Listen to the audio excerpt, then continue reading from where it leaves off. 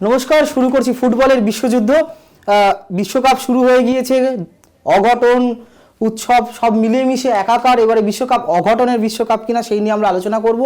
আর সেই আলোচনাতে আমাদের সঙ্গে রয়েছেন, প্রতিদিনই থাকেন, আমার ডান দিকে রয়েছেন 31 বছরের অভিজ্ঞতা সম্পন্ন বিশিষ্ট ক্রীড়া সাংবাদিক, যিনি একাধিক ওয়ার্ল্ড কাপ করেছেন। নতুন করে আর রতনদার সঙ্গে পরিচয় করিয়ে দেওয়ার কিছু নেই, রোজই আমাদের সঙ্গে রতনদা থাকছেন, সেই রতন চক্রবর্তী। রতনদা, আজকের অনুষ্ঠানে আপনাকে স্বাগত। এবং আজকে আমাদের সঙ্গে একজন বিশেষ অতিথি রয়েছেন, যিনি জাতীয় দলের ভাইস ক্যাপ্টেন ছিলেন এবং তার বিশ্বস্ত হাত মোহনবাগান ইস্টবেঙ্গলের গোলপোস্টের নিচে দাঁড়িয়ে একাধিক গোল সেভ করেছেন, সেই হেমন্ত ডোরা। হেমন্ত দা, আমাদের অনুষ্ঠান ফুটবলের বিশ্বযুদ্ধে আপনাকে স্বাগত জানাই। সরাসরি আলোচনায় চলে যাব। প্রথমে আমরা দেখেছিলাম যে আর্জেন্টিনাকে হারিয়ে দিয়েছে সৌদি আরব, তারপরে একাধিক অঘটন ঘটছে। স্পেন, যেটা আগের দিন আমরা দেখেছিলাম যে ইংল্যান্ড 6 গোল দিয়েছিল, কিন্তু স্পেন সেই গোলকে ছাপিয়ে গেল। ফিফার যে স্লোগান গো ফর গোল, তার পোয়েটিক জাস্টিস হলো আগের দিনকে স্পেন হারালো 7-0 গোলে কোস্টারিকাকে হারালো। সেই নিয়ে আজকে আমরা আলোচনা শুরু করব যে প্রথম ম্যাচে 7 গোলে জয়, এটা কি কোনো দলের কাছে এক্সট্রা মোটিভেশন বা আত্মবিশ্বাস বাড়িয়ে দেয়, নাকি এটার পরবর্তীকালে এই অতিরিক্ত আত্মবিশ্বাসটা কাল হয়ে দাঁড়াতে পারে? আমরা প্রথমেই শুরু করবো রতনদাকে দিয়ে। রতনদা, কি বলবেন এই স্পেনের জয়টাকে কিভাবে দেখছেন? স্পেন টিমটা, স্পেনের বেসিক্যালি লা লিগা খুবই ভালো, এবং লুই এনরিকের টিমটা এত ভালো তৈরি করেছে, এত নতুন ছেলে এসছে, 14টা নতুন ছেলে, এবং ও পুরনোর সাথে নতুনদের বেশি প্রায়োরিটি দিয়েছে, নতুন যে তাজা রক্ত। এমনি স্প্যানিশ ফুটবল খুব ভালো, আমাদের এখানে যারা স্প্যানিশ ফুটবলার খেলে তাদের আমরা খেলতে দেখি, খুবই ভালো, বিশেষ করে মাটিতে বল রেখে খেলে। আর কালকে ওদের যে অপোনেন্ট, তাদের আমার খুব বয়সের ভারে জর্জরিত মনে হয়েছে।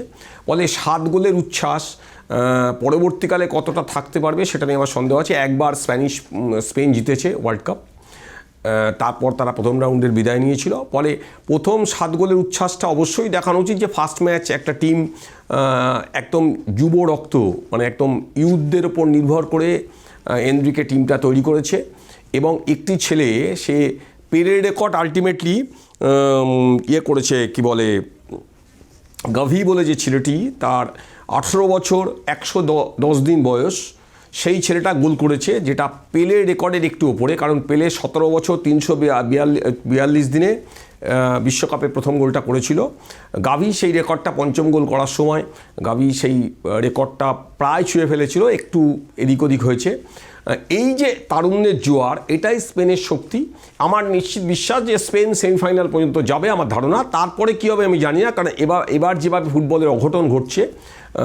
আমার সাথে হেমন্ত আছে। হেমন্ত দীর্ঘদিনের ফুটবল খেলেছে, দীর্ঘদিন ভারতীয় দলের এশিয়ান গেমসে খেলেছে, শুধু তাই নয়, এখন কোচিং করায়। ফলে ওর কাছ থেকে তো আরও আমরা জানবো। তো আমার যেটা সাংবাদিক হিসাবে মনে হয় যে স্পেন তাদের পুরনো ফর্মটা, যে ফর্ম চ্যাম্পিয়ন করেছিল তাদের, সেই ফর্মটার ওদের মধ্যে সেই ঝকঝকে, সেই তক্তকে বিশ্বমঞ্চে সেটা দেখতে পাচ্ছি।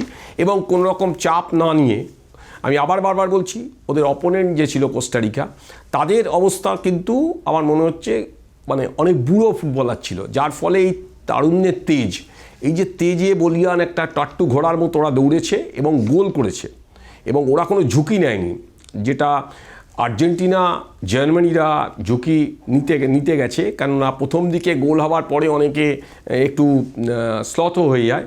এরা কিন্তু পর গোল রেখেছে, এবং ওরা একটা জিনিস মাথায় রেখেছে যে গোল অ্যাভারেজ যদি কোনো সময় কাউন্ট হয়, তাহলে যেন আমরা এগিয়ে থাকি। এইটা আমার মনে হয় যে স্পেন কিন্তু আমি ওদের শেষ চারে দেখতে পাচ্ছি। কেমন দেখলে স্পেনের খেলা? আমি রতনদার সাথে একদম একমত যে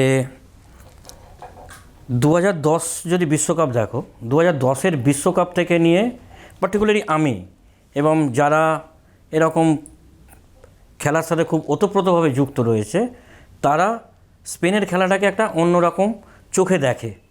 কারণ ওই টিমটার 2010-এ যদি তুমি দেখো, তাহলে ওই টিমটার মধ্যে একটা বাঁধন ছিল, কিন্তু ওখানে হয়তো সবকটা অ্যাভারেজ, মানে ম্যাচিওর প্লেয়ার, জাভি বলো, ইনিয়েস্তা বলো, মানে হ্যাঁ, সবাই হচ্ছে ম্যাচিওর প্লেয়ার।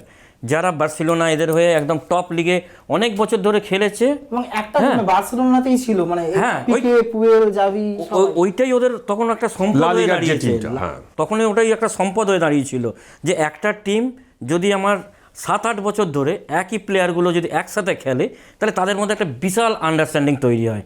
সেইটাকে কাজে লাগিয়েছিল তোমার স্পেনের মেন কোচ ওই সময়টাতে। বাট তারপর তুমি যদি দেখো যে স্পেন সেই ঘরানাটাকে রেখেছে, টিকিটাকা ফুটবলের ঘরানাটাকে রেখেছে, কিন্তু তাদের যখন বয়সটা হলো তখন তারা সেই মানে সেই পারফরমেন্সটা দিতে পারলো না, যেটা লাস্ট ওয়ার্ল্ড কাপে আমরা দিলাম।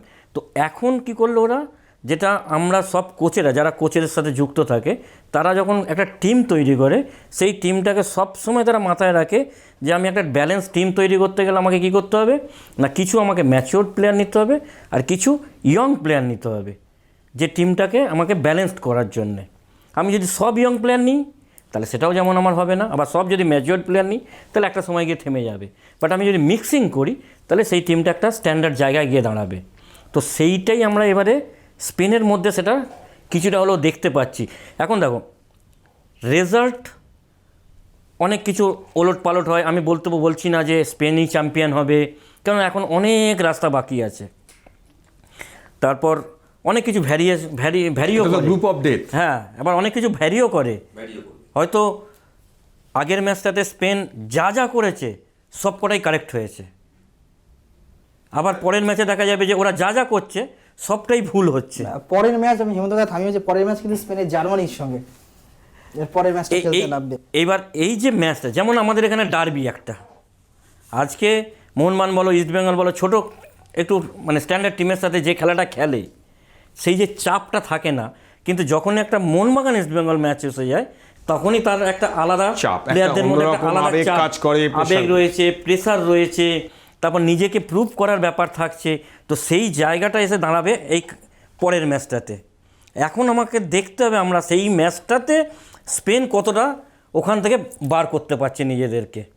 তারা যদি ঠিক সেই চাপমুক্তভাবে এই ফুটবলটাই খেলে তাহলে আমার ধারণা যে এখন স্পেন যেরকম খেলেছে তাহলে জার্মানকে হারানোটা তাদের কাছে ইজিয়েস্ট হবে।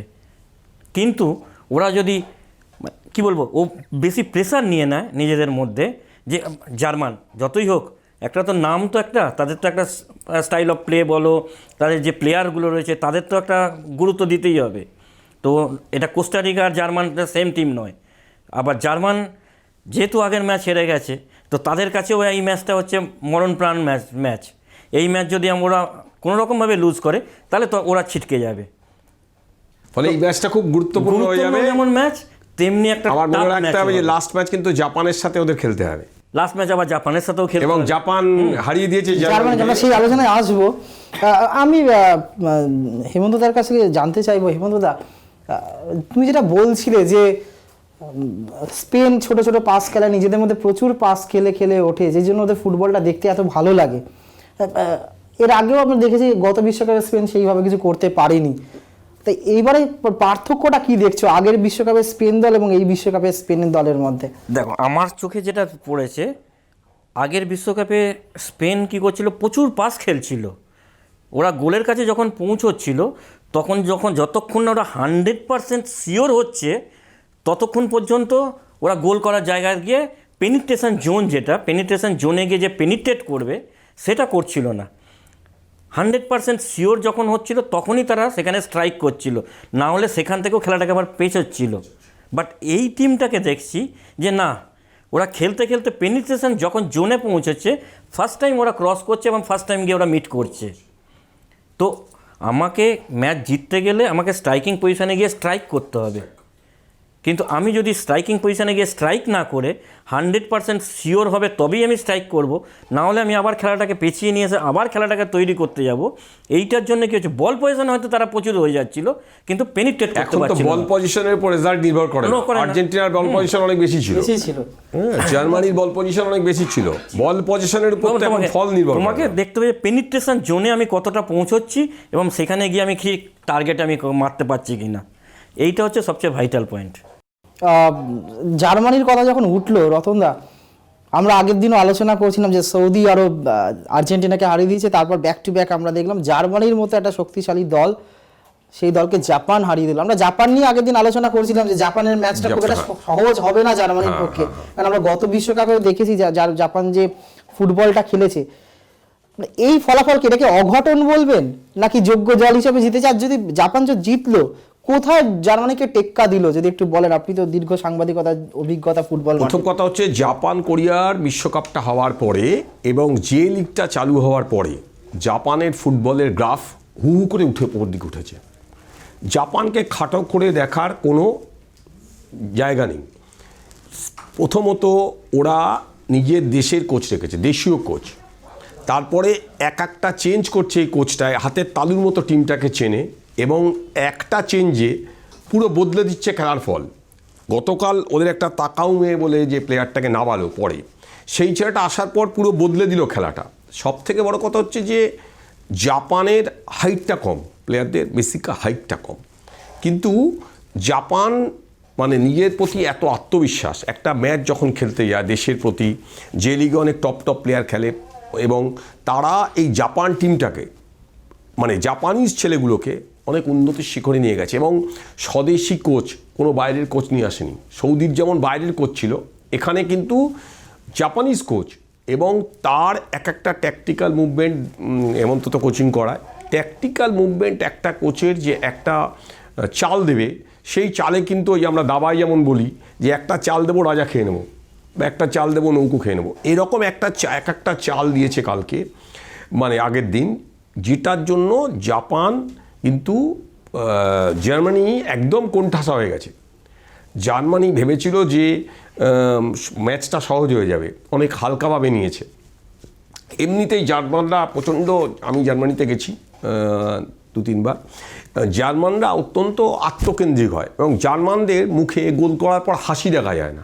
রোবটের মতো ওদের চোখ মুখ রোবটের মতো কাজ করে, এবং ওরা মেশিন, লোকে বলে মুলাররা হচ্ছে মেশিন।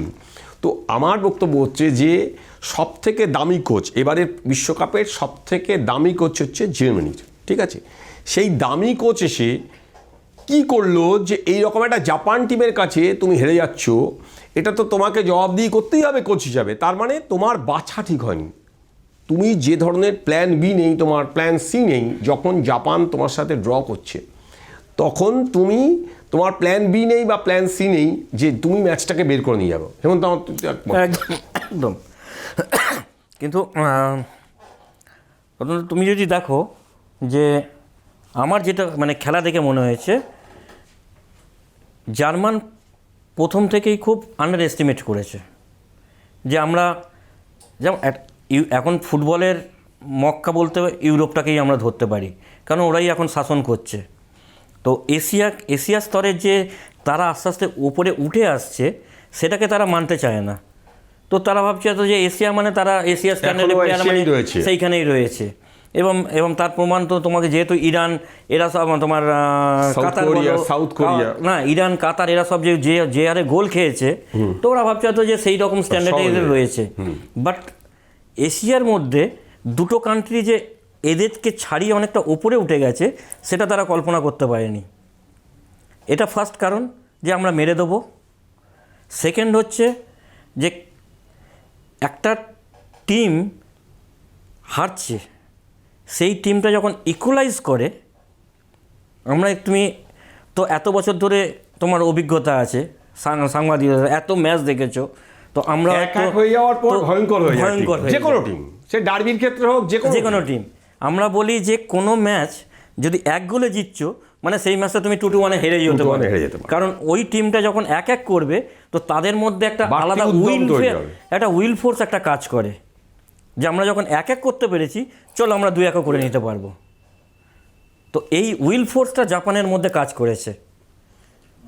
তো আমার নিজের মনে হচ্ছে এই যে গ্রুপ অফ ডেথটা, এটা কিন্তু ভয়ঙ্কর আকার নেবে, কারণ জার্মানরা পরের যেতে পারবে কি না সেটা কিন্তু স্পেনের ম্যাচের উপরে নির্ভর করছে, এবং আমাদের ওইটার দিকে নজর রাখতে হবে। আমরা গ্রুপ অফ ডেথটা তত ভাবছি যে ওইটা গ্রুপ অফ ডেথ, মানে ওখান থেকে কোন টিমটা যাবে এখন বলা খুবই কঠিন, মানে পরের ম্যাচটা স্পেন জার্মানি ম্যাচটার উপর ডিপেন্ড করবে যে ওই গ্রুপটা থেকে কারা যাবে, স্পেন জার্মানি নাকি স্পেনের একটা সুবিধা হচ্ছে স্পেনের যেহেতু 3 পয়েন্ট হয়ে রয়েছে এবং গোল অ্যাভারেজ হয়ে রয়েছে, ওরা ড্র করলেও স্পেনের প্রবলেম নেই।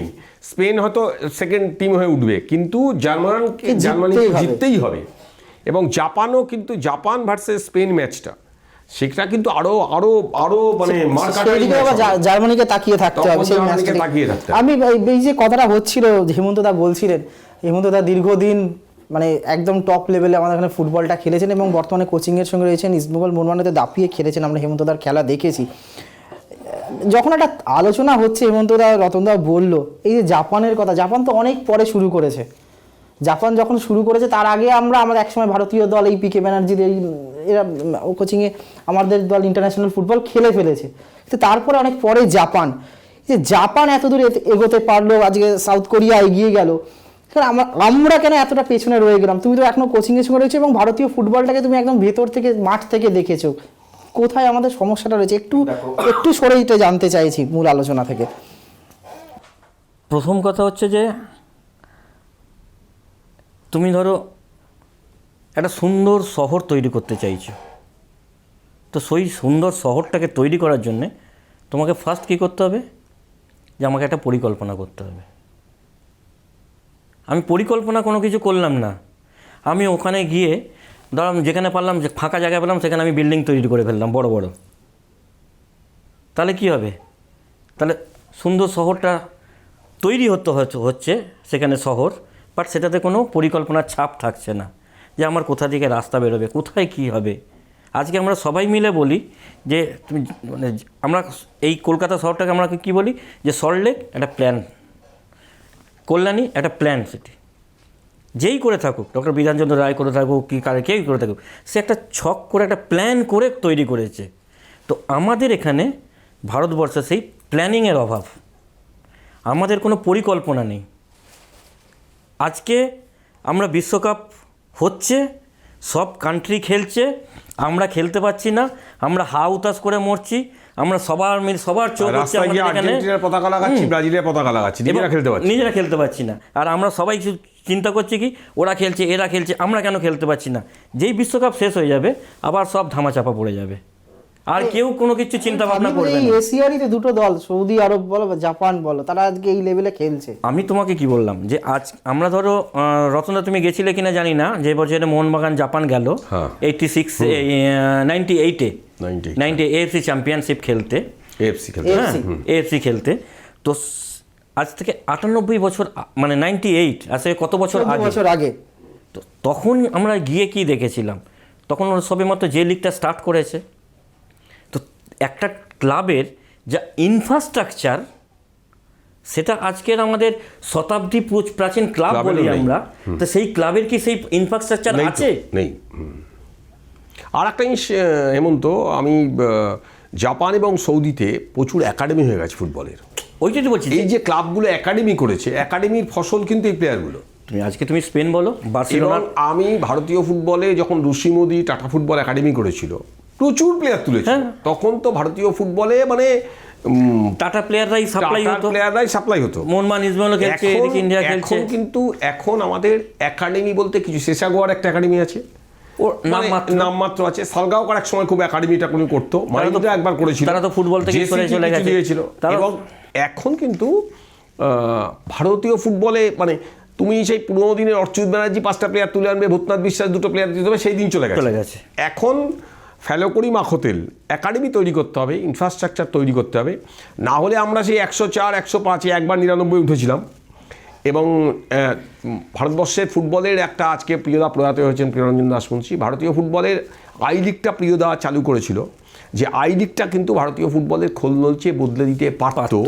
পরবর্তীকালে মানে যেটা তুমি বলছিলে যে সাংগঠনিক ব্যর্থতা এবং পরিকল্পনার অভাব, রোডম্যাপ, ভারতীয় ফুটবলের রোডম্যাপটা খুব খারাপ, যার জন্য আমরা জাপান বা সৌদি আরব হতে পারবো না, আমরা হতে পারবোও না।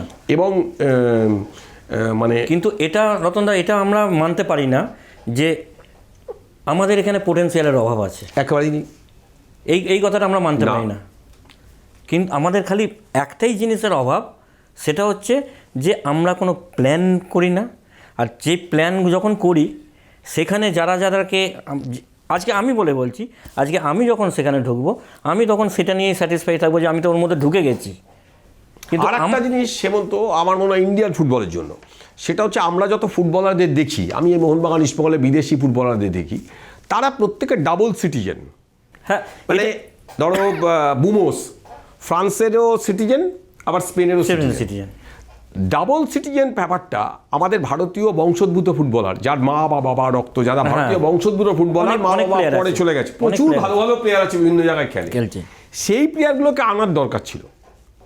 এটা কোভারম্যান আগে যখন করছিল, বব হাউটন যখন করছিল, ওরাও বলছিল যে তুমি যে বাইরে যে প্লেয়ারগুলো ভালো ভালো খেলছে তাদের তুমি ডাবল সিটিজেনশিপ নিয়ে আসো, ভারতীয় নাগরিকত্ব দাও। হ্যাঁ, সে যদি অস্ট্রেলিয়ান নাগরিকত্ব থাকে তাকে ভারতীয় নাগরিকত্ব দাও। আমাদের ফুটবল ফেডারেশন কখনো গভর্নমেন্টের সাথে একমত হয়ে এটা করলো না, ফলে আমরা কিন্তু 5-6টা ভালো প্লেয়ার পেতাম, সারা ওয়ার্ল্ডে খেলে বেড়াচ্ছে বিভিন্ন জায়গায়, এবং আমাদের এখনকার প্লেয়ারের চেয়ে ভালো প্লেয়ার। এটা কিন্তু অন্যান্য দেশে, আমরা আলোচনা করছিলাম এখানে একদিন, যে 150 জন প্লেয়ার যারা অন্য দেশের হয়ে খেলছে, 150, তার মধ্যে 50 জন আফ্রিকান। আজকে গতবার ফ্রান্সের যে টিমটা চ্যাম্পিয়ন হয়েছিল তার 13 জন বাইরের প্লেয়ার ছিল। তো আমরা সেই সুযোগটা নিতে পারছি না। ফলে আমরা যে তুমি যেটা বলছিলে যে পরিকল্পনার অভাব, আমাদের কোনো পরিকল্পনাই নেই। এইটা একটা বড় পরিকল্পনা যে আমরা বাইরে থেকে যে ডাবল সিটিজেন করে বাইরে খেলছি, ইপিএলে খেলছে, লা লিগায় খেলছে যে ছেলেগুলো ইন্ডিয়ান, সেই ছেলেগুলোকে আমরা যদি ডাবল সিটিজেনশিপ দিয়ে ভারতবর্ষে নিয়ে আসতে পারি তাহলে কিন্তু আমাদের ফুটবল সমৃদ্ধ হবে। আমরা একদম তোমার কথা একদম ঠিক, যে আমরা ভাবছি না এইটা নিয়ে ভাবছি না। অতএব যেটা আলোচনা চলছে, টান আলোচনা চলছে, কিন্তু ভারত এশিয়া কি পরবর্তীতে ফুটবল বিশ্বের একটা অন্যতম শক্তি হয়ে উঠতে চলেছে, সেই নিয়ে আলোচনা আমরা করব। তার আগে নিয়ে নেব একটা বিজ্ঞাপনের বিরতি।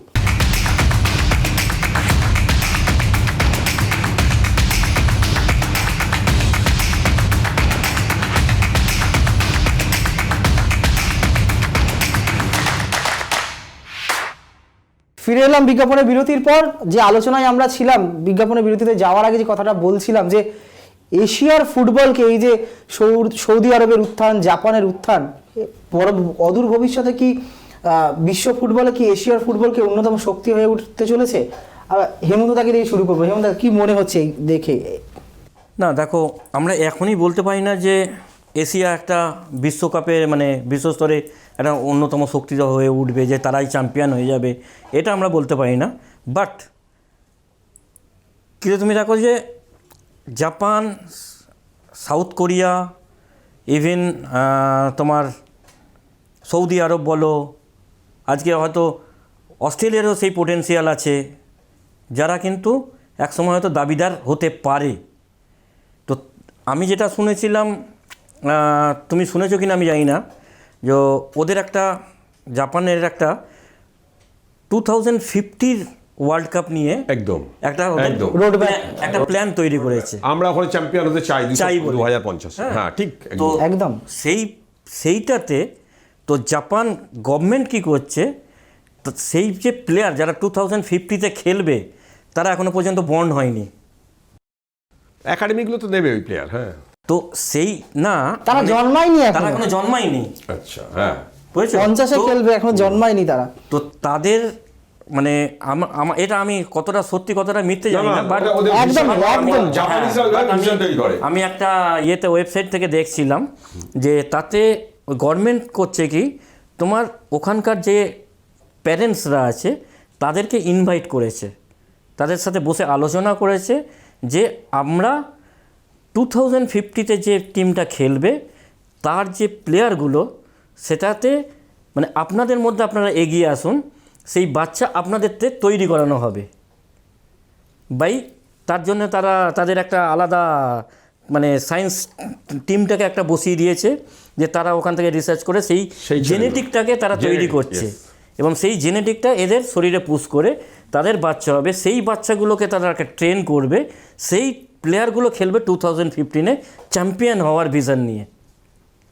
তো আর একটা জিনিস আমার মনে হয় সে যে জাপানের যেটা জাপান করছে, এইটা কিন্তু জার্মানি আগেই করেছে, কারণ আমি বায়ার্ন মিউনিখে গিয়ে দেখেছিলাম বায়ার্ন মিউনিখের যে একাডেমিটা, তাদের হেড কোচ মাঝখানে বসে আছে, চারদিকে 7খানা মাঠ, 7টা মাঠে একদম গুঁড়ে থেকে শুরু করে হ্যাঁ। একদম 15 বছর বয়সী প্লেয়ারদের নিয়ে এক একটা কোচ, নার্সিং কোচ, এইটা জাপান নিয়েছে। মানে এটা এটা এটা মানে জার্মানরা তো অনেক অনেক ক্যালকুলেটিভ, অনেক ক্যালকুলেশন করে এগোয়। তো আমার মনে হয় এই 2050টা এইটা ওদের রোডম্যাপটা এইভাবেই তো করা উচিত। হ্যাঁ। যে কোনো দেশ এটা করবে। তো- এবং ফিফা দেখেছে যে এশিয়ার ফুটবলের বাজারটা বিশাল, যার জন্য ভারতবর্ষে বার্সেলোনার জার্সি বিক্রির জন্য দোকান হচ্ছে, ম্যানচেস্টার ইউনাইটেডের জার্সি বিক্রির জন্য প্রচার হচ্ছে। আমাদের কাছে ফোন আসে বিভিন্ন সময় যে আমরা একটা এখানে বোম্বেতে একটা ম্যানচেস্টার ইউনাইটেড প্রচুর লোক সব ম্যাচেস করেছি। করছে। এই যে এরা তার মানে এশিয়ার ফুটবলের বাজার আছে। হ্যাঁ। ফিফা দেখছে যে এশিয়ার ফুটবল লোক দেখছে, এশিয়ার ফুটবল হইচই করছে। আজকে কেরালায় দেখলাম আর্জেন্টিনার সমর্থক আর ব্রাজিল সমর্থকরা মারামারি করছে রাস্তায়। মানে তার মানে এখানে ফুটবলের বাজার আছে।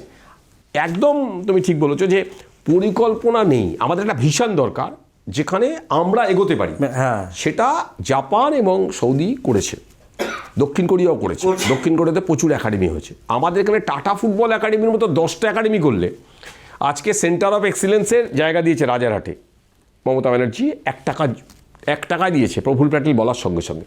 আজ পর্যন্ত সেখানে একটা একাডেমি করে উঠতে পারলো না ফেডারেশনের। একদম ইস্টবেঙ্গল মোহনবাগান গিয়ে প্র্যাকটিস করে ওখানে। তার মানে আমাদের শুধু ওই যে ক্ষমতা দখলের লড়াই। 5 বছর হয়ে গেল। 5 বছর হয়ে গেল সেন্ট্রাল অফ এক্সিলেন্স, এত 2017 সুন্দর মাঠ, এত বিউটিফুল মাঠ, সে মাঠটা কাজেই লাগাচ্ছে না। তোমার ইউথ টিম কীভাবে ভালো হবে? আজকে তুমি বলো না, আজকে এত বড় মানে ফুটবল যেখানে যেখানে প্রাণ কেন্দ্র, আজকে গোয়া বলো, কেরালা বলো, কলকাতা আমাদের। কলকাতা বলো, তোমার তামিলনাড়ু বলো, যেখানে যেখানে বা নর্থ ইস্টের দিকে। নর্থ ইস্টে বলো, আমরা যদি প্রত্যেকটা জায়গায় যদি খুব ভালো মানের একাডেমি করি, হ্যাঁ, তবেই একমাত্র ফুটবলার উঠবে, তবেই সেখানে আসবে এবং তো। সেখানে বিজ্ঞান ভিত্তিক অবশ্যই ফুটবল খেলাতে হবে। অবশ্যই। এখন আর কিন্তু ওই অচ্যুত ব্যানার্জি ভূতনাথ বিশ্বাসের আমলে পড়ে নেই ফুটবল, দক্ষিণা মজুমদারের আমলে। আমি তোমাকে কি বলবো, আমরা গৌতমও ছিল, হ্যাঁ, তো আমরা যখন না সেবারে ছিল না, সেবার ছেড়ে আমরা 2008 কি 9 তো আমরা পর্তুগাল গেছিলাম ইন্ডিয়ান টিম আন্ডার-17 টিমটাকে নিয়ে। তো আমরা 1 মাস ওখানে লিসবনে ছিলাম। হ্যাঁ। তো লিসবনের যে ট্রেনিং সেন্টার, যেখানটাতে লুই ফিগো, মানে তখন তো ক্রিশ্চিয়ানো রোনাল্ডো এত ইয়ে করেনি, হ্যাঁ। তো তখন ওরা লুই ফিগোকে তখন ওরা মানে কি বলবো ভগবানের চোখে দেখতো। হ্যাঁ। তো লুই ফিগো যেখানে থাকতো, তারা মানে ন্যাশনাল টিম যেটা, সেখানেই আমরা ছিলাম। তো তাদের যে ইনফ্রাস্ট্রাকচার, ওদের ফ্রাইডে স্যাটারডে সানডে 3টে দিন হচ্ছে উইকেন্ড, এবং উইকেন্ডে তোমার কি বলবো প্যারেন্টসরা তাদের বাচ্চাদেরকে নিয়ে গাড়ি করে চলে এলো, 15খানা মাঠ, বাচ্চাগুলোকে প্রত্যেকের কাছে একটা করে বল দিয়ে মাঠে ছেড়ে দিয়েছে, খেলো। এইটুকু বাচ্চা, একদম ছোট। হ্যাঁ, 3 এটাই তো বছর 4 time। বছর এইরকম বাচ্চা, তারা সারা মাঠ জুড়ে 20-25টা বল, 25-30টা প্লেয়ার, তারা দাঁড়ানো।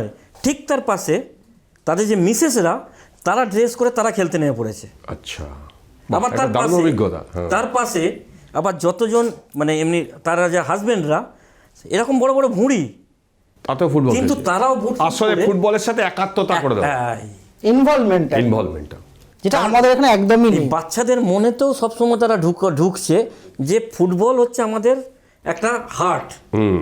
যেটা আমাদের এখানে কিছু মাঝে উঠেছিল, কিছু ক্রিকেট কোচিং ক্যাম্পে এই যে বাবা মারা নিয়ে আসতো। এখনো দেখা যায় কলকাতার বুকে। তবে এখন কমে গেছে, কলকাতা এখন একটু ডাউন আছে, মানে একটু বাজার খারাপ আছে ক্রিকেটে। তা যেটুকু বোঝা যাচ্ছে আলোচনা থেকে, মানে যা শুনছি তাতে বোঝা যাচ্ছে সত্যি ভারতীয় ফুটবল এখনো পিছিয়ে রয়েছে। সময় কম, আমাদের অন্য আলোচনায় যেতে হবে। বিশ্বকাপে আমরা শুধু স্ট্রাইকার, মিডফিল্ডার, ডিফেন্ডার নয়, আরও বড় একটা ভূমিকা থাকে, সেটা হচ্ছে গোলরক্ষক। হেমন্ত দা নিজে একজন বিখ্যাত গোলরক্ষক ছিলেন, ভারতবর্ষের অন্যতম সেরা গোলরক্ষক। আমরা বলে থাকি ভাস্কর গঙ্গোপাধ্যায়ের পরে আমাদের কলকাতা থেকে এবং ভারতবর্ষে যদি সেরকম কোনো গোলরক্ষক এসে থাকে, সেটা হেমন্ত দা, সে বিষয়ে কোনো সন্দেহ নেই। তাই হেমন্ত দা, যে আলোচনাটাই আমরা করব, যেটা জিজ্ঞাসা করব তোমাকে, গোলকিপারদের একটা বড় ভূমিকা থাকে। সেইভাবে গোলকিপাররা যারা গোল করে, বেশিরভাগ আমরা দেখি স্ট্রাইকার, মিডফিল্ডার, এদেরকে নিয়েই মাতামাতি হয়। কিন্তু ব্যতিক্রমী এরকম ঘটনাও তো থাকে, গোলকিপাররাও নায়ক হয়ে ওঠে একটা ম্যাচে। এবারে যে বিশ্বকাপ যেটা হলো, আমরা দেখি মেক্সিকোর ওচোয়া রয়েছে, সৌদির যে গোলকিপারটা ওয়াইজ, যে রাতারাতি হিরো হয়ে গেল, এবং জাপানের যে আগের দিনের ম্যাচ যে গোন্ডা যে প্লেয়ার গোলকিপারে কেমন দেখছো এবং একটু যদি বলো আমাদেরকে। না দেখো, আগেও ছিল এখনও আছে, যে গোলকিপার একটা খুব ভাইটাল পজিশান ফুটবলের ক্ষেত্রে, কিন্তু তাদেরকে একটা মানে কি বলবো আমি, তৃতীয় শ্রেণীর নাগরিক হিসেবে দেখা হয়, ট্র্যাজিক হিরো হয়ে তারা থেকে যায়। যে তুমি যদি 10খানা খুব ব্রিলিয়ান্ট সেভ করলে, কিন্তু একটা তোমার যদি মিস থেকে গোল খেলে, তাহলে তুমি ভিলেন।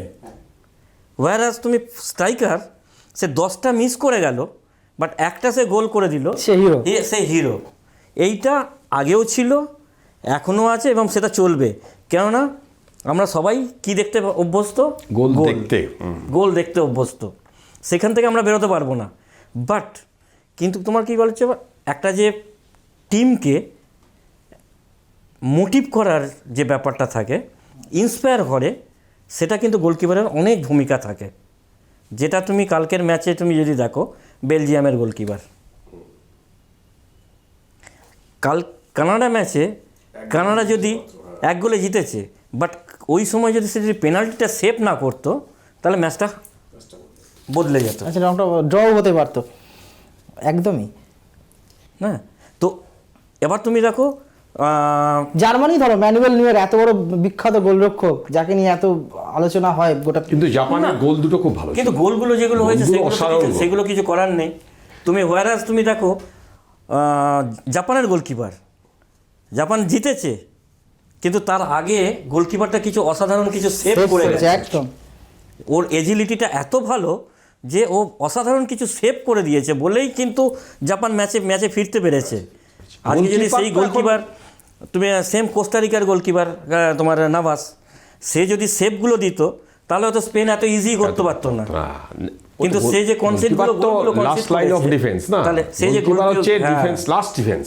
এবার সে যে গোলকিপারের পর আর কিছু করার নেই। আমরা কি বলি, কোচেরাও বলি যে যখন একটা টিম মিটিং হয়, তখন আমি বলি যে স্ট্রাইকার, একদম প্রথমে স্ট্রাইকাররা যদি কোনো কিছু ভুল করে, তার পেছনে মিডফিল্ড আছে। বড় কথা হচ্ছে যে তুমি তো দীর্ঘদিন ইন্ডিয়া টিম করেছো, পেছন দিক থেকে গোলকিপার পুরো টিমটাকে চালায় একদম। আর এখন তো মডার্ন ফুটবল তো মানে গোলকিপার হচ্ছে একদম গোলকিপার থেকে শুরু হচ্ছে, সুইপার। স্পেনের খেলা দেখছিলাম যে গোলকিপার থেকে পাস শুরু হচ্ছে। আবার তুমি দেখো যে তুমি জার্মানের নোয়ারের কাছে চলে এসো, সে দেখো পুরো টোটাল ম্যাচটাই কিন্তু সে হাফ মাঠে খেলে গেছে। যেটা তার মানে কি, সে গোল পোস্ট ছেড়ে দিয়ে এতটা উপরে তাকে খেলতে হয়েছে। কেন বলছি, কারণ তার সাথে একটা হিউজ গ্যাপ তৈরি হয়ে যেত।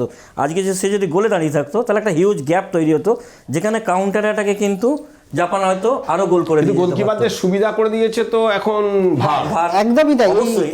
এইটা নিয়ে আমরা আলোচনা করবো, হেমন্তদার কাছে আসবো। তোমরা তো যখন খেলেছো তখন এইসব গোল লাইন টেকনোলজি বা ভার এসব ছিল না, ফলে অনেক অফসাইডের গোল, রতনদা আমরা যেটা আগের দিনও আলোচনা করছিলাম যে এবারে বিশ্বকাপে অন্য একটা রেকর্ড হবে মনে হয়, যে সব থেকে বেশি অফসাইডে গোল বাতিল হবে এই ভারের সৌজন্যে। হেমন্ত দ্বারা যে সময় খেলেছো তোমরা, সেই সময় তো ভার ছিল না, গোল লাইন টেকনোলজি ছিল না, ফলে অনেক বিতর্কিত গোল হয়েছে, সেই গোলগুলো বাতিল হতে পারতো, ফলে ম্যাচ অন্যরকম ফলাফল হতে পারতো। সেই জায়গাটাতেই আমি আসবো যে এই গোল লাইন টেকনোলজি বা এই ভার আসাতে কতটা সুবিধে হয়েছে গোলকিপারদের, কিন্তু সেই আলোচনা করবো, কিন্তু তার আগে নিয়ে নেবো একটা বিজ্ঞাপনের বিরতি।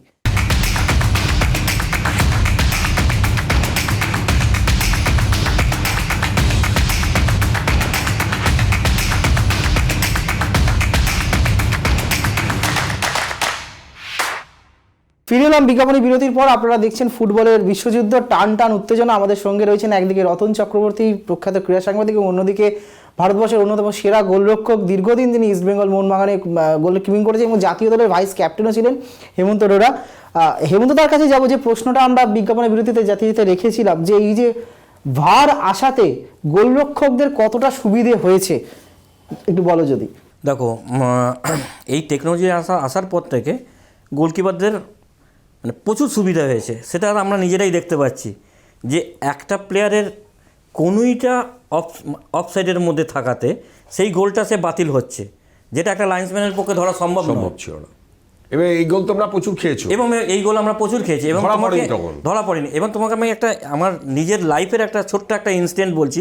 এখন দেখো, ইনসিডেন্ট প্রচুর রয়েছে এরকম, যেখান থেকে গোল হয়েছে পুরো আমরা দেখছি অফসাইড, কিন্তু রেফারি ফ্ল্যাগ তুলে নামিয়ে নিয়েছে, হ্যাঁ, সেগুলো আর রেফারি হচ্ছে গোল না। দিয়ে দিয়েছে, সেগুলো বন্ধ হয়ে গেছে।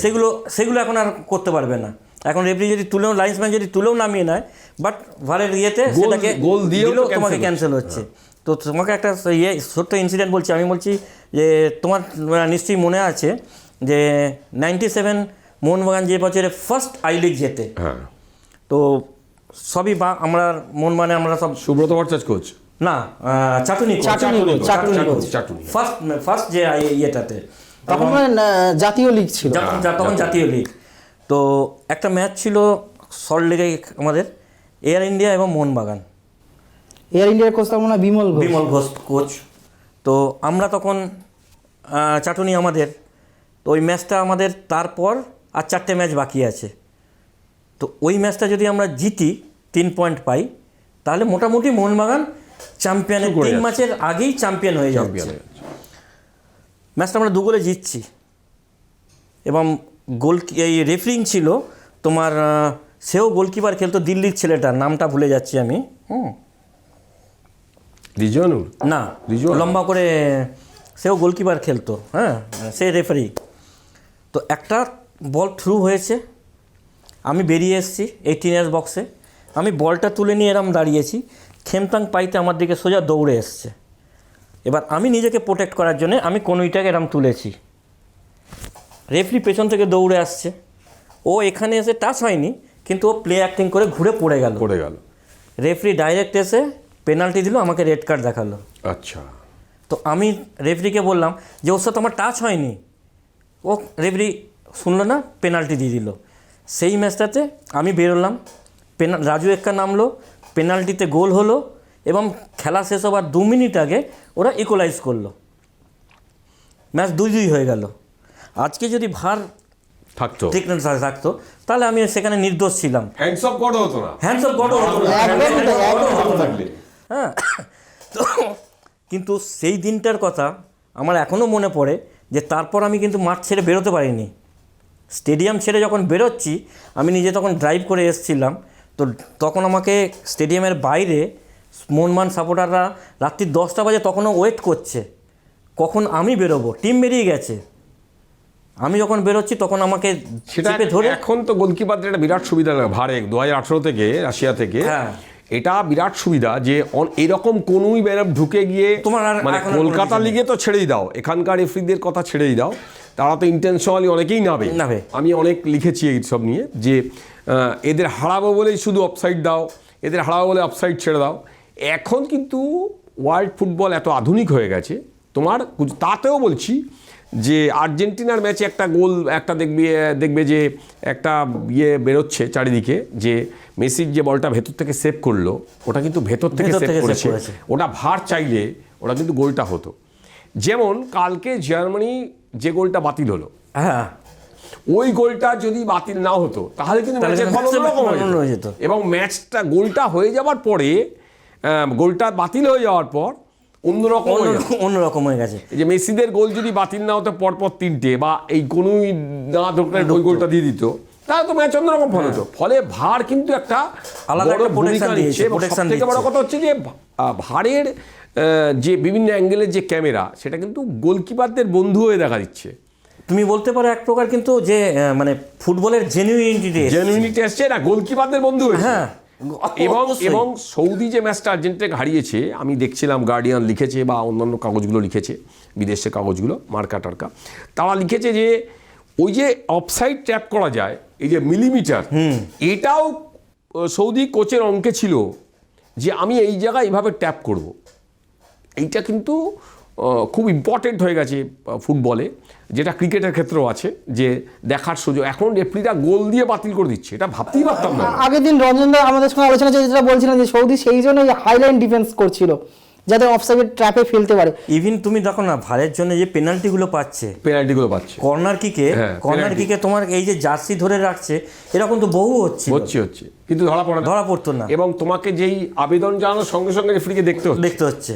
ফলে আমার নিজের মনে হয় যে এটা মানে গোলকিপারদের সব থেকে সুবিধা আছে। গোলকিপারদের তো একটা সুবিধা আছে, বলতে পারবে না যে আমাকে অফসাইডে গোল দিয়ে চলে গেছে, বা ডিফেন্ডাররা বলতে পারবে না অফসাইডে গোল দিয়ে চলে গেছে, যেটা আগে আকছাড় হতো। মানে 2018 আগে মানে আমি তো একটু অবাকই হচ্ছি, মানে এখনই বলতে বলতে মনে হচ্ছে যে মারাদোনার হাতের গোলটা তাহলে হতোই না, সঙ্গে সঙ্গে ভার দিত এবং ওই গোলটা বাতিল হয়ে যেত, হ্যান্ডস অফ গডটা বিশ্ব ফুটবলে থাকতোই না। তা আমি হেমন্তদার কাছে এইখানেই আসবো যে ভার, রতনদাও বলছো তুমিও বলছো যে ভারটা আশীর্বাদ গোলকিপারদের পক্ষে অনেকটা সুবিধে করে দিয়েছে, কিন্তু পাশাপাশি তুমি তো এখন কোচিংয়ে রয়েছো, ফলে কোচেদেরও তো তাহলে এখন অনেকটা আলাদা স্ট্র্যাটেজি তৈরি করতে হচ্ছে এই ভারের জন্য, এই যে অফসাইডটা আরও নিখুঁত হয়ে যাচ্ছে। তুমি যেটা বললে যে শব্দটা ব্যবহার করলে যে ফুটবলের জেনুইনিটি এসছে এই ভার আসাতে, ফলে কোচেদেরও তো এখন তাহলে এই ভারকে মাথায় রেখে আলাদা স্ট্র্যাটেজি একটা তৈরি করতে হচ্ছে, সেটা কি একটা কঠিন চ্যালেঞ্জ হয়ে যাচ্ছে? না, তোমাকে কি বলতে পারো বলো তো, যে ভারটা তোমাকে সাপোর্ট দিচ্ছে। এই যে আমার টেকনোলজি আছে বলে আমাকে একটা স্ট্র্যাটেজি করব, এটা কিন্তু নয়। আজকে আমি যদি অফসাইড ট্র্যাপ করি, ঠিক আছে, তাহলে আমার কি টিমটাকে আমি তুলে রাখছি, তবে তো আমি অফসাইড ট্র্যাপ করছি। সে একটুখানি ঢুকে পড়লে আগে যেটা বোঝা যেত না, বাট এখন কিন্তু সেই কোচেরাও সেটা বলবে যে তুমি এই যে ঢুকে পড়ছো তার জন্য তোমার অফসাইড হচ্ছে। সঙ্গে সঙ্গে কিন্তু কোচেরাও সেই প্ল্যান করে দিচ্ছে যে তুমি আর ঢুকলেও তুমি আর বলের দিকে যেও না, অন্যজন যাবে। সেটা তো একটা বড় ব্যাপার। এটা মানে আমি যেটা বলতে চাইছি সেটা হচ্ছে যে রেফরিদেরও কিছু করার থাকতো না, লাইন্সম্যান ফ্ল্যাগ তুলছে না, রেফরি তো ওইটুকু কথা বলে, রেফরিরাও অনেক শিওর হতে পারছে, বিতর্ক থেকে অনেক দূরে সরে যাচ্ছে। রেফরিদের ক্ষেত্রেও সুবিধা হয়েছে, ধরো রেফরিদেরও ভুল হচ্ছে, রেফরি অনেক ক্ষেত্রে ভার দিতে চাইছে না, সেটাও হচ্ছে, সেটা ছেড়ে দাও, সেই পার্টটা আমি যাচ্ছি না। আমি যেটা বলতে চাইছি যে রেফরিদেরও অনেক সুবিধা হয়েছে ডিসিশন নেওয়ার ক্ষেত্রে, এবং সেটা কোনো সময় একটা বিখ্যাত দলের এগেনস্টেও যাচ্ছে, কোনো সময় ছোট টিমের ফেভারে যাচ্ছে। এই বিশ্বকাপের এই পর্যায়ে এটা থাকা দরকার, কারণ 32টা দল এত কষ্ট করে জিতে আসছে, সেটা অবশ্যই। এবং এই যে ঘটনাটা তুমি বললে যে মোহনবাগান এয়ার ইন্ডিয়ার ঘটনাটা, এই রকম ঘটনাই তো বিশ্ব ফুটবলেও ঘটতো আকছার ঘটেছে। আমরা তো মনে হয় আগে দুটো ওয়ার্ল্ড কাপ আগে ইংল্যান্ড ম্যাচ জেরার্ডের গোল বাতিল হয়ে গেল, হ্যাঁ। সময় আমাদের খুব কম, আমাদের একটু অন্য আলোচনা যেতে হবে। পরের দিন আগামীকালে যে ম্যাচগুলো রয়েছে, তিউনিসিয়া অস্ট্রেলিয়া প্রথম ম্যাচ, পোল্যান্ড নামছে লেভানডস্কি সৌদি আরবের বিরুদ্ধে, এটা একটা খুব বড় ম্যাচ হতে চলেছে। এবং ফ্রান্স নামছে, যে ফ্রান্স আগের দিনকে মানে 4 গোল দিয়ে জিতেছে অস্ট্রেলিয়াকে। আর্জেন্টিনা নামছে, একটা ম্যাচ হেরে গেছে সৌদির কাছে, সারা পৃথিবী এই ম্যাচে। আমরা যেটা বলছিলাম জার্মানির মতোই অবস্থা কিন্তু আর্জেন্টিনার, যে মেক্সিকো কিন্তু আগের দিনকে ড্র করেছে, মেক্সিকো কিন্তু কঠিন প্রতিপক্ষ, মেক্সিকো কিন্তু খুব কঠিন প্রতিপক্ষ, সেখানে আর্জেন্টিনার কাছে ডু অর ডাই ম্যাচ। এবং এই ম্যাচগুলো নিয়ে একটু আলোচনা আমরা করব। আমি রতনদাকে দিয়ে শুরু করব। আমি তিউনিসিয়া অস্ট্রেলিয়া ম্যাচ বাদ দিচ্ছি, দুটো আগের দিন তিউনিসিয়া ড্র করেছে এবং অস্ট্রেলিয়া হেরে গিয়েছিল। পোল্যান্ড সৌদি আরব ম্যাচটা প্রথমে একটুখানি আমার যেমন ফ্রান্স ম্যাচ নিয়ে, ফ্রান্সের সঙ্গে ডেনমার্কের খেলা, ফ্রান্স টিম প্রথমেই একটা বড় জয় দিয়েছে এবং ওদের দল মিনি হসপিটাল, ডেনমার্ক ড্র করেছে। ফ্রান্স কিন্তু মিনি হসপিটাল, যে বেনজিমা নেই, কন্তে নেই, কানের মতো প্লেয়ার নেই, পল পোগবা নেই, তারপরেও তারা যেভাবে শুরু করলো, আমরা আপনার রতনদার মনে আছে যে আমরা আলোচনা করছিলাম ফ্রান্সকে নিয়ে কতটা কি করতে পারবে, কিন্তু অস্ট্রেলিয়াকে 4-1 গোলে হারিয়ে দিয়েছে ফ্রান্স। আমি একটু শুরু করবো, ফ্রান্সকে কোথায় দেখছেন? বেনজামা ছিল না কিন্তু জিরো ছিল, ওই ছেলেটা অসাধারণ ফুটবল খেলেছে। এবং সবসময় একটা কোচের কাছে রিজার্ভ বেঞ্চের প্লেয়াররা খুব ইম্পর্টেন্ট হয়ে যায়, এবং আমাকে সেকেন্ড লাইন আপ তৈরি রাখতেই হবে। যা রিজার্ভ বেঞ্চ যত ভালো, ম্যাচ তত দ্রুত বের করবে। তো ওই বেনজামা নেই, গ্রিজম্যান জিরো, এরা একদম মানে ওদেরও ওই মানে একেবারে কি বলবো, আমাদের ওদের মানে আমি খেলাটা দেখছিলাম যে আমার মনেই হচ্ছিল না যে এতগুলো প্লেয়ার নেই, এই যে পোগবা নেই, কান্তে নেই, এরা নেই, কিন্তু খেলে যাচ্ছে একদম একই অর্থে। আমি গতবার রাশিয়ায় ওদের সবকটা ম্যাচ দেখেছি ফ্রান্সের, একদম মাঠে বসে। ফাইনালে ক্রোয়েশিয়ার এগেনস্টে যে ফুটবলটা ওরা খেলেছিল দেখার মতো, ওরকম বৃষ্টির মধ্যে, সেই টিমটা থেকে এতগুলো প্লেয়ার চলে যাওয়ার পর নতুন যে একটা একঝাঁক ছেলে এসছে এবং একঝাঁক ছেলের উপর আস্থা রেখেছে কোচ, এটা কিন্তু একটা বড় ব্যাপার। এর পাশাপাশি আমি ফ্রান্সের চেয়েও বেশি ফ্রান্স খুব চাপ নিয়ে নামবে না, কারণ ডেনমার্ক ড্র করেছে, ফ্রান্সের অনেকটা এগিয়ে গেছে ফ্রান্স। ডেনমার্ক ড্র ওই গ্রুপটায় ডেনমার্ক কিন্তু খুব একটা আমার ডেনিস ডিনামাইট বলি আমরা, কিন্তু ওরা তিউনিসিয়াকে হারাতে পারলো না, যে টিমটার বেসিক্যালি বিশ্ব ফুটবলের সেরকম কোনো মঞ্চ নেই। মানে তিউনিশিয়া দারুণ ফুটবল খেলেছে, তিউনিশিয়ার প্লেয়ার এসে এরকম ইয়ে করে দিয়েছে, মানে লেবনস্কির মতো প্লেয়ারও টিউনিশিয়া নেই, আমরা তাদের নাম জানি না হয়তো। তো আমার কাছে যেটা মনে হচ্ছে যে কালকের ম্যাচে সবার সারা বিশ্বের চোখ থাকবে ফ্রান্সের চেয়েও আর্জেন্টিনার দিকে বেশি। এবং আরও বড় ব্যাপারটা হচ্ছে যে লিওনেল মেসি, তুমি ঈশ্বর হতে গেলে তোমাকে এই ম্যাচ বের করতে হবে।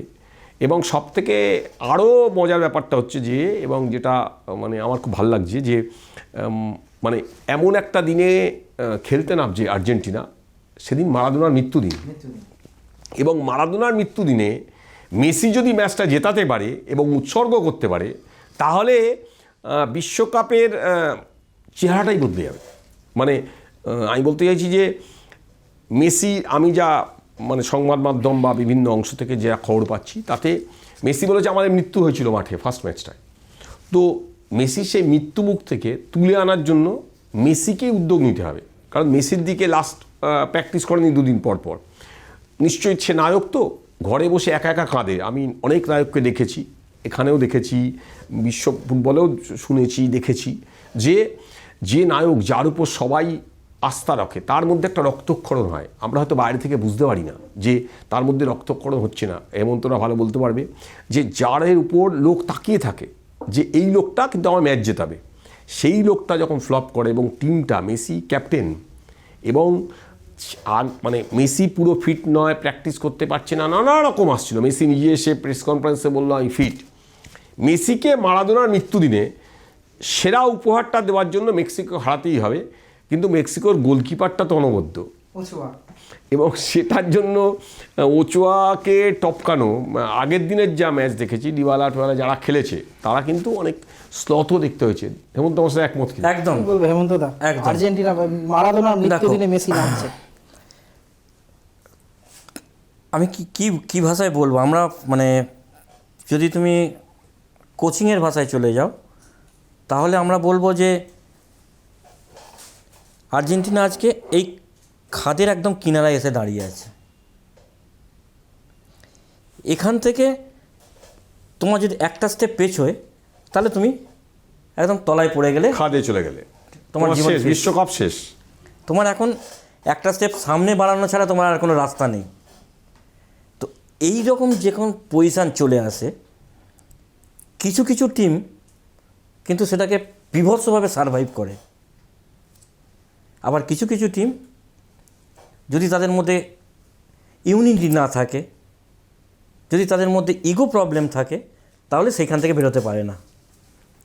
দেখো এখন আর্জেন্টিনা টিমটা তুমি যদি দেখো, যে প্লেয়ার হিসেবে নো ডাউট ডি ম্যারিও থেকে আরম্ভ করে মেসি থেকে আরম্ভ করে খুব ভালো ভালো প্লেয়ার রয়েছে, যারা মোটামুটি একটা ক্লাব লিগে তোমাকে বেশ সুনামের সাথে খেলে আসছে। এখন কিছু জিনিস থাকে যেটা আমরা বাইরে থেকে চোখে আমাদের পড়ে না, আমরা খালি দর্শক হিসেবে দেখি, ফুটবল খেলাটাকে দেখি, কিন্তু ভেতরের যে কিছু জিনিস থাকে যেটা তারা সেই প্লেয়াররা বোঝে। তো আস্তে আস্তে এর মধ্যে আমরা আলোচনা করছিলাম যে কিছু হয়তো ভেতরে এমন কোনো প্রবলেম চলছে যেখান থেকে আর্জেন্টিনা সেই ইয়েটাকে বার করতে পারছে না, সেরা খেলাটা বার করতে পারছে না। না, তোমার কি মনে হয় যে মেসির কি করা উচিত, আর সতীর্থদের কি বলা উচিত? তুমি তো এরকম অনেক চাপের ম্যাচ খেলেছো, প্রচুর ডার্বি খেলেছো, চাপের ম্যাচ খেলেছো। মেসির এই রকম একটা চাপের মুখে মেসির কি করা উচিত সতীর্থদের জন্য? দেখো মেসি এখন ফুটবলটা এমন হয়ে গেছে না, মানে একা কেন্দ্রিক কোনো কিছু চলবে না। তুমি সাপোর্টটা নিতে পারো, তোমার তার সাপোর্ট, কলিগের সাপোর্টটা তুমি নেবে, বাট তোমাকে এখন আগে কি হচ্ছে, এখন আগের ম্যাচে দেখলাম কি মেসি বল নেবার জন্য মুভ করছে না, ও দাঁড়িয়ে থাকছে কখন ওকে বল দেবে, তারপর সে বেরোবো কি একটা পাস করব।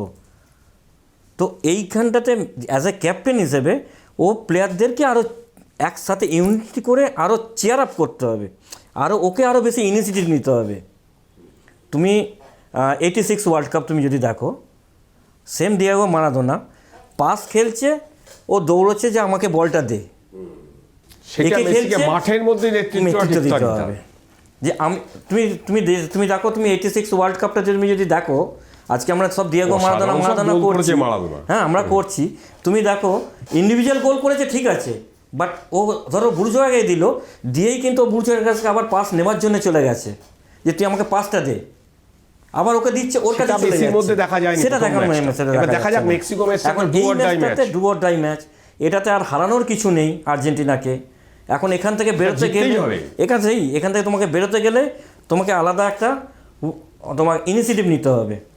এখন মেসি সেই লিডারের পার্টটা কতটা নেবে সেটার জন্য আমরা এখন বসে থাকতে হবে আমাদের। প্রেশারটা কতটা নিতে পারবে এটা বড় ফ্যাক্টর, কেননা সৌদির কাছে হারার পরে লাস্ট ম্যাচ পোল্যান্ডের সাথে, লাস্ট ম্যাচ আবার পোল্যান্ডের সাথে, এবং পোল্যান্ডের সাথে ম্যাচ মানে পোল্যান্ডও ছাড়বে না, ড্রর খেলা খেলতে যাবে, ঠিক আছে। সৌদি পোল্যান্ড ম্যাচটাও খুব ইম্পর্টেন্ট কালকের, এবং সেই ম্যাচটায় তার আগে একটা সুবিধা হচ্ছে ওই ম্যাচটা দেখে নিয়ে মেসি নামতে পারবে, হ্যাঁ পরে ম্যাচ আছে, ফলে এটা সুবিধা যে ওই ম্যাচটার রেজাল্টটা দেখে নিয়ে মেসিরা নামতে পারবে। এবং আমার নিজের ধারণা নায়করা কিন্তু এই রকম জায়গা থেকে নায়ক হয়, এবং নায়ককে তোমাকে যদি নায়ক হতে হয় তাহলে তোমাকে এইসব জায়গা থেকেই হতে হবে। তোমাকে যদি উত্তম কুমার হতে হয় তাহলে তোমাকে তো এটা করতেই হবে। এবং ফ্লপ সিনেমা যদি তুমি হিট হ্যাঁ, তুমি ফ্লপ সিনেমা হিট না করো, কিসের উত্তম কুমার তুমি? আমরা যারা মানে উত্তম কুমারের ফ্যান, উত্তম কুমারের বই দেখি এখনো, তারা উত্তম কুমার এমন সব বই টেনে নিয়ে গেছে যে বইগুলো ফ্লপ হয়ে যাওয়ার কথা। অমিতাভ বচ্চনের ক্ষেত্রে ওটা খাটে, শাহরুখ খানের ক্ষেত্রেও খাটে। ফলে নায়ক আমরা তাকেই বাঁচবো যে একার কৃতিত্বে বার করবে। আজকে সবাই আমরা কেন 86 বিশ্বকাপ নিয়ে মারাদোনার বিশ্বকাপ বলছি, এবং তুমি বিশ্বকাপ যতই ব্যালেন্ডিও যেত, যত 7, 8 বার 10 বার, যতই বার্সেলোনাকে চ্যাম্পিয়ন করো, বিশ্বকাপ না জিতলে তোমার কোনো মানে তুমি ঈশ্বর ছেড়ে দাও, ঈশ্বর হতে পারছো না। তুমি মারাদোনাকে টাচ করতে গেলে তোমাকে বিশ্বকাপটা লাগবে, এবং সেই জন্য একদম লাস্ট চান্স কালকে। আর এটাই ওর আবার শেষ বিশ্বকাপ ঘোষণাই করে দিয়েছে, আর খেলতেও পারবে না। যেভাবে মারাদোনার আমি হাঁটাচলা মানে মেসির যা খেলা দেখছিলাম, আগে যা খেলা দেখেছি, বার্সেলোনার যে খেলা দেখেছি, বা ইভেন গতবারের ওয়ার্ল্ড কাপেও এক চেষ্টা করেছিল, কিন্তু মেসিকে যদি ঈশ্বর হতে হয় তাহলে কিন্তু একটাই ম্যাচ, সেটা কালকের ম্যাচটা। এবং ওই ম্যাচটাতে যদি আর্জেন্টিনা জেতে তাহলে কিন্তু আর্জেন্টিনা স্মুথ হয়ে যাবে। দেখো, চাপ থেকে বেরিয়ে যেতে গেলে নায়কদের তো এটা করতেই হয়।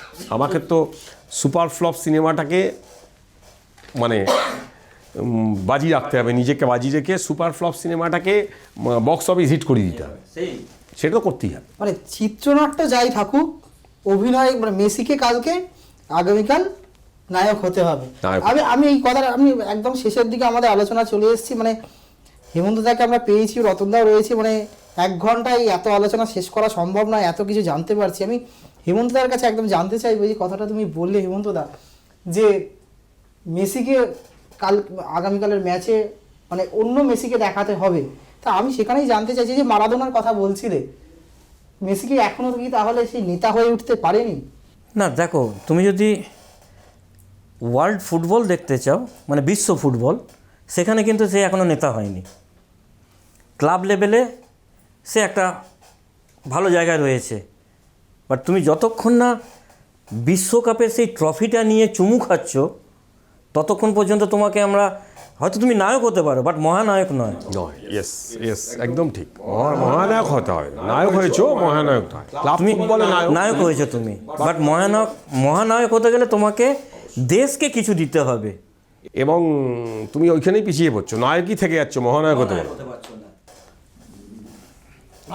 আমি দুজনের কাছে একদম আলোচনা শেষেই জানতে চাই, যেহেতু আর্জেন্টিনা নিয়ে আলোচনা হচ্ছে, মেক্সিকোর বিরুদ্ধে ম্যাচ কি হতে পারে, মানে দীর্ঘ সাংবাদিকতার অভিজ্ঞতা থেকে কি হতে পারে কালকে ম্যাচটায়? প্রত্যাশার চাপ থেকে যদি মেসি বেরোতে পারে, যদি পুরো টিমটা প্রত্যাশা, সারা পৃথিবী জুড়ে সবথেকে বেশি আর্জেন্টাইন সমর্থক, এবং প্রত্যাশার চাপ থেকে যদি মেসি টিমটাকে বের করে নিতে পারে, তাহলে মেসিদের পক্ষে ম্যাচ যাবে। আর যদি পুরনো ম্যাচের কথা ভেবে, সৌদি ম্যাচের কথা ভেবে মাঠে নামে, তাহলে কিন্তু চাপে পড়ে যাবে। সেক্ষেত্রে কিন্তু অঘটন ঘটতেই পারে এবং বিশ্বকাপ থেকে ছিটকেও যেতে পারে। কিন্তু আমার নিজের মনে হয় এই ধরনের ফুটবলাররা নিজেদের মধ্যে থেকে আগুন ঝরায় এবং আগুন তৈরি করে নিজেদের মধ্যে থেকে। তাদের কাছেও তাদের দেশের চাপ আছে। আর্জেন্টিনার অর্থনীতি তো খুব একটা ভালো নয়, তাদের ফুটবল বেচেই খেতে হয়। ফলে আর্জেন্টিনার এই ম্যাচটা, আমার নিজের ধারণা আর্জেন্টিনা ম্যাচটা জিতবে। এবং কি রেজাল্ট হতে পারে? খুব দেখো অ্যাবসার্ড প্রশ্ন, তাও গোলকিপার জিজ্ঞেস যে করছি। আছে, গোলকিপার যে আছে, আমার মনে হয় 2 গোল তো দেওয়া উচিত। হেমন্তদা কি হতে পারে? প্রেডিকশান করাটা খুব ডিফিকাল্ট। আমার খালি একটাই মানে কি বলবো, আমি নিজে থেকে চাই যেন আর্জেন্টিনা ম্যাচটা জেতে। কারণ হচ্ছে যে আমরা একজন নায়ককে হয়তো কালকের পর থেকে আর দেখতে পাবো না। ফুটবলকে যদি মানে রাখতে হয়, ভালোবাসি, এবং ফুটবলকে যদি রাখতে হয় মানে ফুটবলের জনপ্রিয়তার বিচারে, তার নিজস্ব ক্যারিশমার বিচারে ফুটবল বেঁচে থাকবে মেসি যদি বেঁচে থাকে। তাহলে সেই জায়গায় দাঁড়িয়ে আমাকে চাইবো যে আর্জেন্টিনা জিতুক। অতএব অবশ্যই মেসিরা আর্জেন্টিনা জিতুক, কোটি কোটি আর্জেন্টিনার সমর্থকরাও চাইবে। এবং হেমন্তদার কথা ধরে আজকে অনুষ্ঠান শেষ করব যে মেসি মহান নায়ক থেকে মহানায়ক হয়ে উঠতে পারে কিনা, এবং যেটা রতনদাও বলছিলেন যে মেসি থাকলে ফুটবল বেঁচে থাকবে। আমি এটা দিয়েই শেষ করব, আর্জেন্টিনা যদি জেতে এবং মেসির গোলে যদি জেতে তাহলে কাতার বিশ্বকাপও আরও বর্ণময় হবে। সময় আমাদের খুব কম, আজকের মতো এখানে ফুটবলের বিশ্বযুদ্ধ শেষ করছি। চোখ রাখুন ট্রাইব টিভির পর্দায়।